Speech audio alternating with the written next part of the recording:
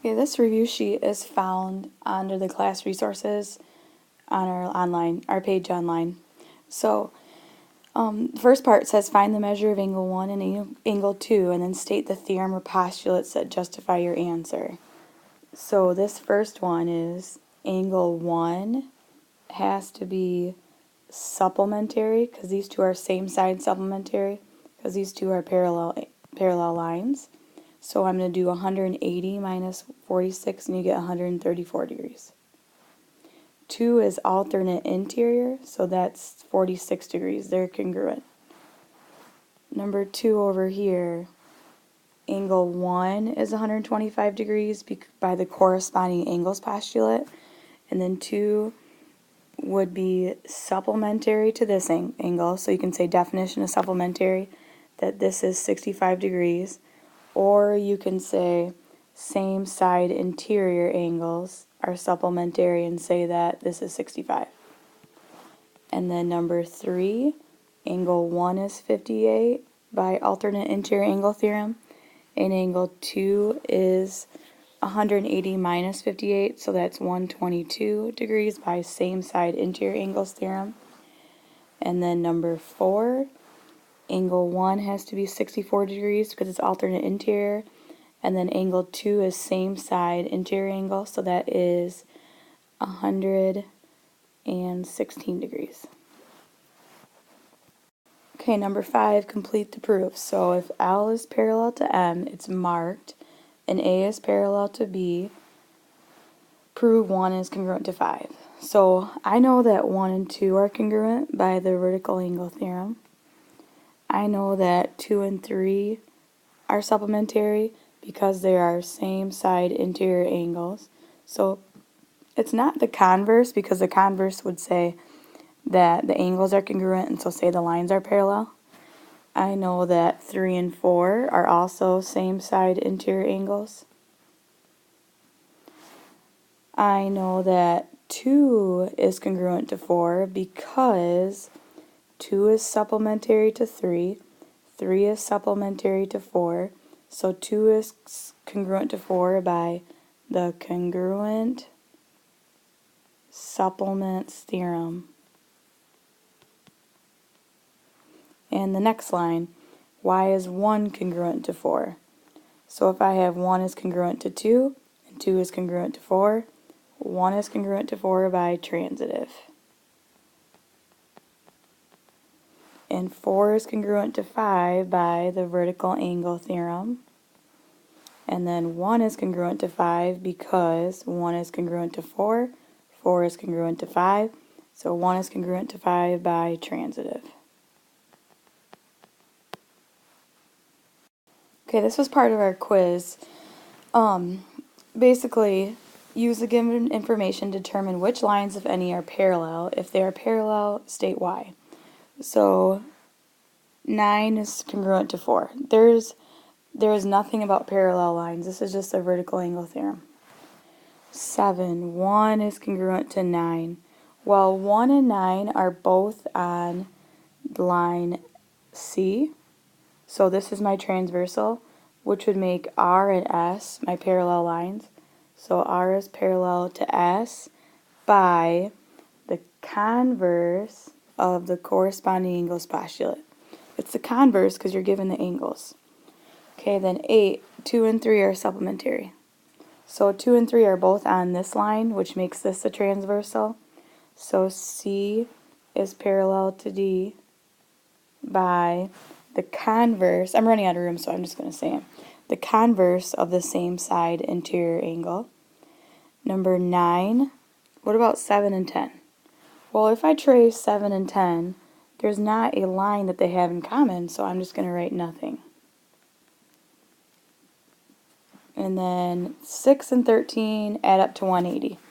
So 6, 13, add up to 180. Well, they're not special lines, or they're not special angles. They're not corresponding, they're not same side interior, they're not same side exterior. However, I know that 13 and 10 are congruent because they're vertical. So that would make 6 and 13 are supplementary. So now we have same side interior angles with this being my transversal. And these two are same side interior. So these would be my parallel lines. So I would do C is parallel. Well, actually, no, I didn't trace those. It's R is parallel to S. So I'm going to erase this and do R is parallel to S by same side interior angles. And then angle 4 and angle 13. Angle 4 is right here. 13 right here. Again, they're not even sharing a line, so nothing. And then 3 is supplementary to 10. Okay, again, they're not really sharing any common line, so nothing.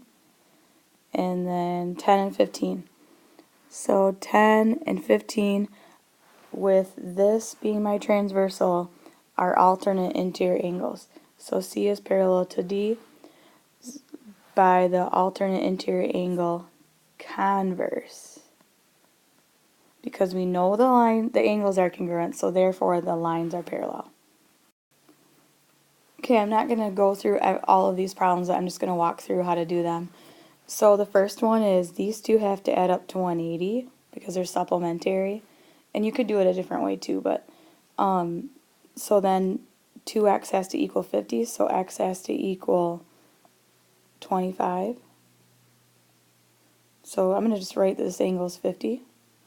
So then you can figure out y by doing this plus this plus this adds up to 180, and then you can solve for y. The number 21, this has 1, 2, 3, 4, 5 sides. So total is 540 degrees. So you would solve 94 plus 106 plus x plus 5 plus x plus 135 equals 540 and solve for x. Number 22, this triangle has 180 degrees. So all of these interior angles have to add up to 180. So x plus 8 plus x minus 3 plus 45 equals 180. And then number 23, these two are supplementary, so that would make this 110. And then these two are supplementary, so y would be 102. And then you can figure out z by doing, we have a four-sided figure. The four-sided figure, quadrilateral, has to add up to 360. So it would be 110 plus 90 plus 78 plus z equals 360. And then 24, this is a four-sided figure, so they add up to 360. So it's going to be 2x, because there's two x's, plus 250 equals 360.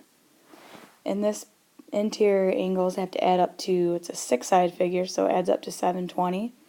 So then you would do x plus x plus x plus x plus x minus 6 equals 720. Okay, write the equation in point-slope form. So point-slope form is y minus y1 equals m times x minus x1. So you have to find the slope first for each of these. So I'm going to do one of them. I'm going to do number 26. So I find the slope, negative 3 minus 2 divided by 6 minus 4. So negative 3 take away 2 is negative 5 over 2. And that doesn't really simplify anymore. So this is my slope. So I'm going to take one of these points, it doesn't matter which one, I'm going to use this point. And let this one be my x right here, and my y is 2. So now I write y minus 2 equals negative 5 halves times x minus 4. So here's my equation in point-slope form. And then the second part, if it says write it in slope-intercept form, you do the exact same thing. You write it in point-slope form first, and then you would solve for y. Solve for y. So I'm going to erase the screen, and then I'm going to do number 30. Okay, now I'm going to do number 30 on here. So first you have to find the slope. So I do 7 take away 1 over 2 take away a negative 3. So it's 6/5 is my slope. And then it doesn't matter which point I pick. I'm going to pick 2, 7 and write it in point-slope form first. So it's y minus 7 equals 6/5 times x minus 2. I I need to write it in slope-intercept form, so I have to solve for y. So it's y minus 7 equals 6/5 x minus 6/5 times 2 is 12/5. And at the end I need to add 7 to each side. So I have y equals 6/5 x, 6/5 is my slope, and I have to do negative 12/5 plus 7. In order to do that, you need to get a common denominator. So the denominator of 7 is 1, so my denominator is going to be 5. So I have to multiply this by 5 and this by 5. So this is going to turn into 35/5.